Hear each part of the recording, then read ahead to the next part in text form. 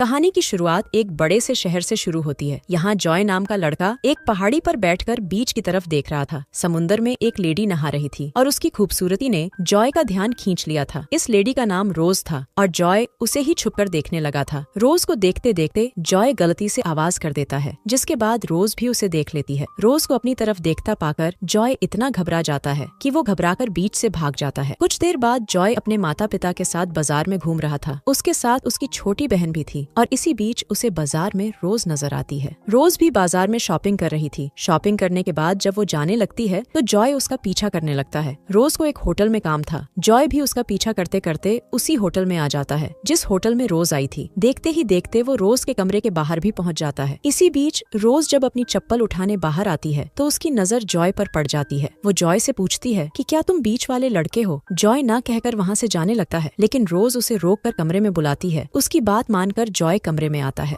रोज अब पहले उसे ध्यान से देखती है और फिर उसके कपड़े उतारने लगती है, मगर इस बार भी जॉय घबराकर कमरे से भाग जाता है। जॉय 18 साल का लड़का था जो हाई स्कूल में पढ़ता था, जबकि रोज 40 के आसपास थी और वो डाक विभाग में काम करती थी। हमारी आज की कहानी इन दोनों पर ही आधारित है और देखेंगे कि जॉय कब रोज की गुफा में धमाके करता है। अगले दिन जॉय अपने स्कूल में था और वो पढ़ाई में काफी तेज था। स्कूल के बाद वो होटल में फोन कर उसी कमरे के बारे में पूछता है जिसमें रोज रुकी थी। वो होटल वालों से झूठ बोलता है कि मैं रोज का रिश्तेदार हूँ, ताकि उनसे रोज का पता जान सके। दूसरी तरफ रोज भी अपने काम पर थी और वो लोगों को उनके खत दे रही थी। इसी बीच जॉय उसे दूर से देखने लगा। होटल वालों ने उसे रोज का पता बता दिया था और अब वो रोज का पीछा करने लगा था। रोज को देखने के बाद वो सीधा अपने घर आता है। जॉय की माँ का नाम मरियम था और वो अपने दोनों बच्चों से बेहद प्यार करती थी। दूसरी तरफ रोज भी खत देकर अपने ऑफिस में आ चुकी थी। शाम को जब वो अपने घर जाने लगती है तो उसे अपनी साइकिल पर फूल मिलते हैं। रोज को ये फूल जॉय ने दिए थे और वो उन्हें अपने घर ले आई थी। अगली सुबह रोज फिर से काम करने लगती है और जॉय अपना स्कूल छोड़कर उसका पीछा करने लगता है। जॉय को अपना पीछा करते देख रोज पहले साइकिल से उतरती है और फिर जॉय के पास जाकर पूछती है कि तुम मेरा पीछा क्यों कर रहे हो। जॉय झूठ बोलता है कि मैं यहाँ से गुजर रहा था, लेकिन रोज उसका झूठ पकड़ लेती है। वो उसे अपने से दूर रहने को कहकर वहाँ से चली जाती है। रोज की इस बात ने जॉय को उदास कर दिया था। शाम होते होते जब रोज अपने घर आती है तो उसे घर के बाहर जॉय नजर आता है। जॉय हर हाल में उससे दोस्ती करना चाहता था, लेकिन रोज उसे बाहर ही रोककर कहती है कि मेरा एक लवर है और मैं उम्र में भी तुमसे बड़ी हूँ, इसलिए हमारी दोस्ती नहीं हो सकती। इतना कहकर वो जॉय को चलता करती है और घर का दरवाजा बंद कर लेती है। रोज अभी दरवाजे के पास ही खड़ी थी कि तभी उसे जॉय के गिरने की आवाज सुनाई देती है। वो जल्दी जल्दी बाहर आकर उसे संभालती है। गिरने के कारण जॉय के एक हाथ पर चोट लग गई थी, जिस कारण रोज उसे अपने घर में ले आती है। घर में आते ही वो उसकी मलहम पट्टी करने लगी। जॉय उससे उसके लवर के बारे में पूछता है तो रोज उसे बताती है कि वो किसी काम से दूसरे शहर गया है और वो जल्दी ही वापस आ जाएगा। अब जॉय उससे पूछता है कि तुम होटल में क्या कर रही थी। इसके जवाब में रोज उसे बताती है कि इस घर में काम हो रहा था, इसलिए मैं एक दिन के लिए होटल में ठहरी थी। रोज की बात सुनकर जॉय कहता है कि मैं होटल में डर गया था, लेकिन आज ना तो मैं डरूंगा और ना भागूंगा। उसकी बात सुनकर रोज उसे अपने बेडरूम में ले आती है। वो भी काफी दिनों से प्यासी थी, इसलिए वो अपनी गुफा में धमाके चाहती थी। वो जैसे ही अपने कपड़े उतारने लगती है तो जॉय का पतलून में ही पानी निकल जाता है। जॉय आज भी कुछ नहीं कर पाया, जिस कारण रोज उसे घर जाने को बोलती है। जॉय जाते जाते उससे पूछता है कि क्या मैं दोबारा आ सकता हूँ। उसकी बात सुनकर रोज कुछ नहीं बोलती, जिस कारण जॉय वहाँ से चला जाता है। अगले दिन जॉय पहले स्कूल जाता है और फिर दारू खरीदकर सीधा रोज के घर पहुँच जाता है। रोज उससे उसके माता पिता के बारे में पूछती है। जॉय बताता है कि मेरे पापा एक अमीर कारोबारी हैं। मेरी माँ को फोटोग्राफी का शौक था। मेरे पापा ने मेरी माँ के लिए एक स्टूडियो भी तैयार करवाया था, लेकिन मेरी माँ फोटोग्राफी में सफल नहीं हो पाई, इसलिए आजकल उसका स्टूडियो बंद ही रहता है। बातें करने के बाद जॉय रोज से छेड़छाड़ शुरू कर देता है और उसके गर्म होते ही वो उसकी गुफा में उंगली भी डाल देता है। इस बार जॉय ने अपने हाथ से रोज की गर्मी निकाल दी थी, जिस कारण वो काफी खुश हो गई थी। अगले दिन स्कूल के बाद जॉय अपने घर में था। उसकी माँ मरियम बाहर जाने वाली थी, इसलिए वो जॉय को अपनी बहन का ख्याल रखने को कहती है। जॉय को उसकी बहन की जिम्मेदारी देकर वो बाहर चली जाती है। थोड़ी ही देर बाद बारिश शुरू हो गई। जॉय की बहन टीवी देखने लगी थी, जबकि जॉय अपनी बाइक लेकर सीधा रोज से मिलने आ जाता है। बारिश के कारण जॉय के कपड़े भीग गए थे, इसलिए रोज उसे कपड़े बदलने को कहती है। कपड़े बदलते बदलते दोनों बेहद गर्म हो गए, जिसके बाद जॉय रोज की गुफा में धमाके करने लगता है। जॉय ने आज रोज की प्यास बुझा दी थी, इसलिए रोज काफी खुश हो गई थी। इसी बीच रोज को अपने लवर की गाड़ी की आवाज सुनाई देती है। आवाज सुनकर वो जल्दी जल्दी सामान ठीक करने लगी। जल्दबाजी के कारण वो जॉय को सिर्फ आधे ही कपड़े देकर बालकनी में इंतजार करने को कहती है। है। रोज के लवर का नाम विल था। रोज को उम्मीद थी कि वो जल्दी ही चला जाएगा, लेकिन बारिश के कारण विल जल्दी नहीं जाने वाला था। जॉय बाहर बारिश में भीग रहा था और उसे काफी ठंड भी लग रही थी। रोज मौका देखकर उसे एक चादर भी दे जाती है। जॉय को भी उम्मीद थी कि विल जल्दी ही चला जाएगा, लेकिन विल तो रोज की गुफा में धमाके करने लगा और दोनों की आवाजें सुनकर जॉय काफी दुखी होता है। कुछ देर बाद जब विल पानी निकालकर सो गया तो रोज जॉय को बालकनी से निकालती है। इसके बाद जॉय सीधा अपने घर की तरफ बढ़ने लगा था। जॉय को रोज से प्यार हो गया था, इसलिए वो उसे दूसरे के साथ नहीं देख सकता था। वो बेचारा जब घर आता है तो मरियम भी उसे खूब डांटती है, क्योंकि वो अपनी बहन को अकेली छोड़कर चला गया था। जॉय के पिता का नाम नॉर्मन था और वो भी घर लौट आया था। मरियम चाहती थी कि नॉर्मन भी जॉय को डांटे, लेकिन वो उसकी बात नहीं मानता। अगले दिन रोज जॉय से मिलने उसके स्कूल आती है। वो जॉय की तबीयत के बारे में जानना चाहती थी, लेकिन जॉय उसे बदचलन कहकर वहाँ से जाने को कहता है। उसकी बात सुनकर रोज उससे कहती है कि मैंने तो तुम्हें पहले ही विल के बारे में बता दिया था, लेकिन तुम ही मेरे पीछे पड़े रहे। इतना कहकर वो चली जाती है। रात को रोज जॉय की माँ के स्टूडियो में आती है। ये स्टूडियो काफी समय से बंद था, इसलिए जॉय ने ही फोन कर रोज को यहाँ बुलाया था। वो रोज से माफी मांगता है, क्योंकि उसने उसे बदचलन कहा था। रोज उसे माफ कर देती है, जिसके बाद दोनों एक दूसरे का पानी निकालने लग जाते हैं। धीरे धीरे जैसे जैसे दिन बीतने लगे, दोनों के बीच प्यार बढ़ने लगा। दोनों पूरा दिन घूमते फिरते और एक दूसरे की तस्वीरें भी खींचते। ऐसे ही एक दिन जॉय रोज को एक फार्म हाउस पर लेकर आता है, जो शहर से काफी दूर था। ये फार्म हाउस जॉय के पिता का था और दोनों यहाँ भी एक दूसरे का पानी निकालने लगते हैं। दूसरी तरफ मरियम जॉय के कमरे की साफ सफाई करने लगी थी। सफाई करते करते उसके हाथ जॉय का फोन लग जाता है। जॉय अपना फोन घर में भूल गया था और मरियम उसमें रोज की तस्वीरें देख लेती है। उधर रात को जब रोज अपने घर आती है तो घर में उसे विल मिलता है। विल उससे पूछता है कि तुम कहाँ से आई हो। रोज उसकी बात को टालने की कोशिश करती है, जिससे विल का शक गहरा हो जाता है। वो गुस्से में आकर कहता है कि मुझे पड़ोसियों ने सब बता दिया कि तुम्हारे पास एक लड़का आता जाता है। रोज अब भी कुछ नहीं बोलती, जिस कारण विल बोतलों पर अपना गुस्सा उतारता है और बोतलों का एक टुकड़ा रोज को जख्मी कर देता है। रोज को जख्मी देखकर विल का सारा गुस्सा शांत हो गया। वो जल्दी जल्दी उसे दवा देकर सोने को कहता है। सोने से पहले रोज मान जाती है कि मेरे पास एक लड़का आता था और मुझसे बहुत बड़ी गलती हो गई। विल को उस पर गुस्सा तो बहुत आता है, लेकिन वो उसे माफ कर देता है। उधर मरियम जॉय से रोज के बारे में पूछ रही थी। जॉय उससे झूठ बोलता है कि वो मेरी दोस्त है। इसके बाद मरियम के पूछने पर वो उसे बता देता है कि रोज डाक विभाग में काम करती है। इसके बाद मरियम नॉर्मन को भी सब बता देती है कि हमारा बेटा एक बड़ी उम्र की लेडी से सब कुछ सीख रहा है और उसे उसका नशा हो गया है। अगले दिन मरियम रोज के ऑफिस में आती है। वो उसे जॉय से दूर रहने को कहती है, क्योंकि कुछ ही दिनों में जॉय के फाइनल एग्जाम शुरू होने वाले थे। मरियम चाहती थी कि जॉय पढ़ लिख कर बड़ा आदमी बने। उसे जॉय और रोज की दोस्ती भी पसंद नहीं थी। अगले दिन रोज जॉय से मिलने उसके स्कूल में आती है। वो उसे अपनी और विल की शादी के बारे में बताने आई थी, ताकि जॉय उसे भूलकर अपने एग्जाम की तैयारी करे। रोज की शादी होने वाली थी और यही सोच सोच कर जॉय का दिमाग खराब होने लगा था। कुछ दिनों बाद जॉय के एग्जाम शुरू हो गए, लेकिन जॉय अपने कमरे से गायब था। उसे कमरे से गायब देखकर उसके माता पिता हैरान हो गए। जॉय के लिए एग्जाम देने जरूरी थे, नहीं तो उसका पूरा साल खराब हो जाएगा। उधर रोज की आज शादी होने वाली थी और विल शादी की गाड़ी तैयार कर रहा था। इसी बीच नॉर्मन उसके पास आकर उससे जॉय के बारे में पूछता है। नॉर्मन को शक था कि जॉय रोज के पास आया होगा। रोज भी उसकी बातें खिड़की से सुन लेती है और वो जल्दी जल्दी उसके पास आती है। नॉर्मन उससे भी जॉय के बारे में पूछता है। रोज के पास जॉय तो नहीं था, लेकिन उसे पता था कि वो कहाँ हो सकता है। जल्दी ही रोज नॉर्मन के साथ मिलकर जॉय को ढूंढने लगी। कुछ देर बाद दोनों उसी फार्म हाउस पर पहुंच जाते हैं। यहाँ जॉय रोज का पानी निकालता था। दोनों को जॉय यहाँ मिल भी जाता है, मगर इस वक्त वो दारू के नशे में था। दोनों जल्दी जल्दी उसे ठंडे पानी के नीचे करते हैं ताकि उसका नशा उतर सके। नशा उतरते ही वो नॉर्मन पर हमला कर कहता है कि साले तूने कभी भी मुझे समय नहीं दिया और अब साले तुझे मेरी फिक्र हो रही है। नॉर्मन किसी तरह उस पर काबू पाकर उसे अपने साथ ले जाता है। कुछ देर बाद जॉय एग्जाम देने लगा था, जबकि रोज विल से शादी कर लेती है। जॉय को समझ आ चुका था कि वो रोज से शादी नहीं कर सकता, क्योंकि उन दोनों में उम्र और तजुर्बे का काफी फर्क था। कहानी के आखिर में जॉय अपनी जिंदगी जीने लगता है और रोज के जाने के बाद भी वो काफी खुश था। इसी के साथ इस कहानी का यही अंत हो जाता है। हमारी वीडियो देखने के लिए बहुत बहुत धन्यवाद। अगर आप ऐसी ही वीडियोस के दीवाने हैं तो प्लीज मेरे चैनल को जरूर सब्सक्राइब करें। मिलते हैं अगली वीडियो में, तब तक के लिए नमस्कार।